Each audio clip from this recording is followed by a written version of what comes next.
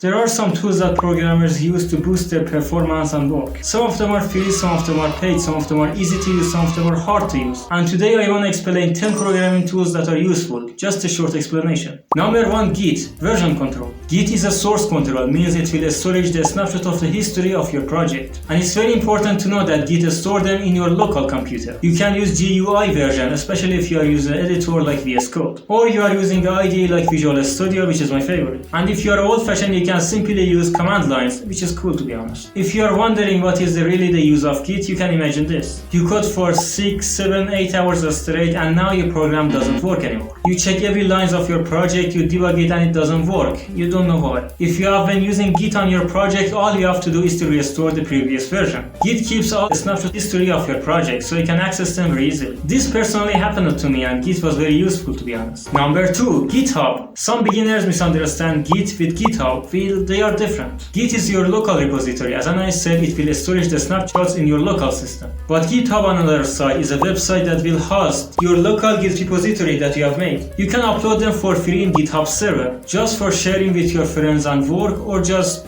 storage. And have it in your mind, by the way, by uploading your projects on GitHub, you can make a great personal CV or resume. And speaking of GitHub, don't forget to check Azrova's GitHub, link down below in the description. Number 3, Docker. Docker is a container service, the most famous one. You can imagine Docker like a big box that you put everything that your program needs to run. Programming languages, OC, libraries, library, and etc. And the coolest part is you can share that box with everyone that you want. So it will stop nonsense errors from happening. The nonsense errors that their main reason is differences of packages, differences of programming languages, differences of names of packages, and etc. So Docker can be a good environment for developing a project, especially as a team. I made a video about Docker, you can watch it here. I recommend it, it's useful. Number 4, VS Code. VS Code is the most popular code editor in the world. Not just because it's very heavy and has lots of features, but opposite, it's very lightweight. VS Code or Visual Studio Code is created by the Microsoft. You can even run it on your VIC system and it will work smoothly. And it's completely free, you don't need to pay for anything. And it has a huge marketplace that you can even gain money from it. You can have income by developing extensions, SaaS versions, premium, and etc. If you are interested about this subject, let me know in the comments. I will do some research and I will make a video about it. And something else that you should have in mind about VS Code is that it supports almost every programming language. I saw many Python programmers use it. I personally use VS Code when I want to do frontend, CSS, HTML, JavaScript, and etc. And they say it has a great debugging features, but personally I prefer the heavy Visual Studio for the backend.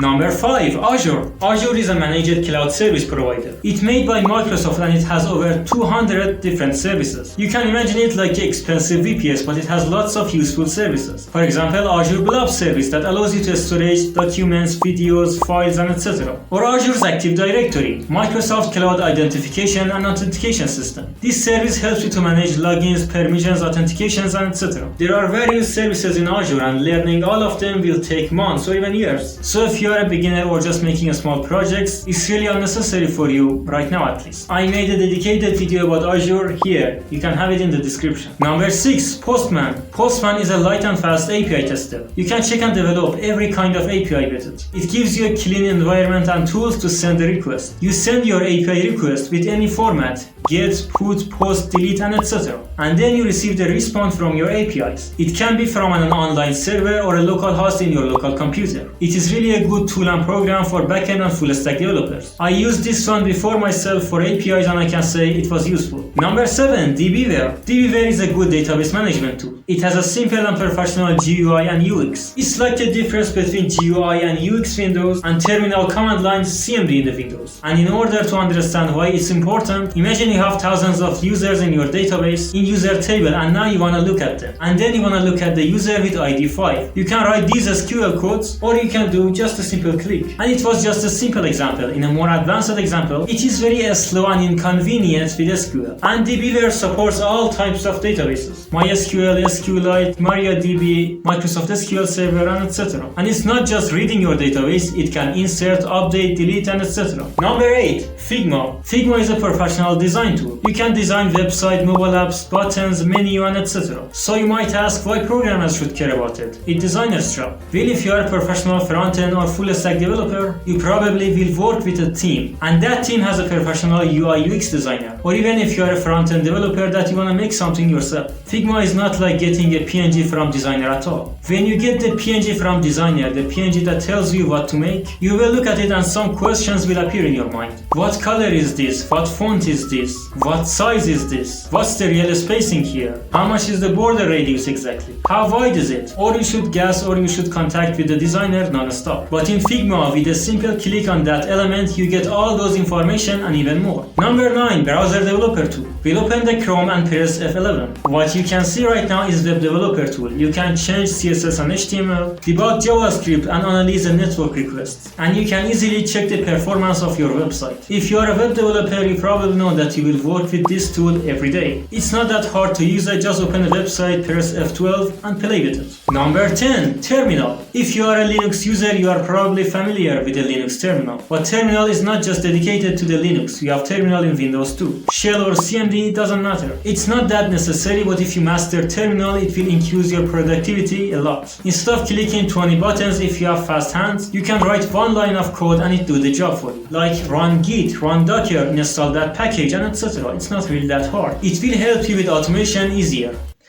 And to be honest, it's kinda cool, isn't it? And we talk about Linux, so if you wanna know why you will love Linux as a programmer, I recommend you to watch this video. And you can have the link in the description too. So it was the 10 tools that I promised to you. Let me know what you think about these 10 programming tools in the comment. And if you use or know better programming tools, let me know in the comment. And by the way, don't forget that I have a Discord server, which is a good community for programmers. You can check it through the link below in the description. Don't forget to like and subscribe if this video was useful for you, and thanks for watching, and see you in the next video.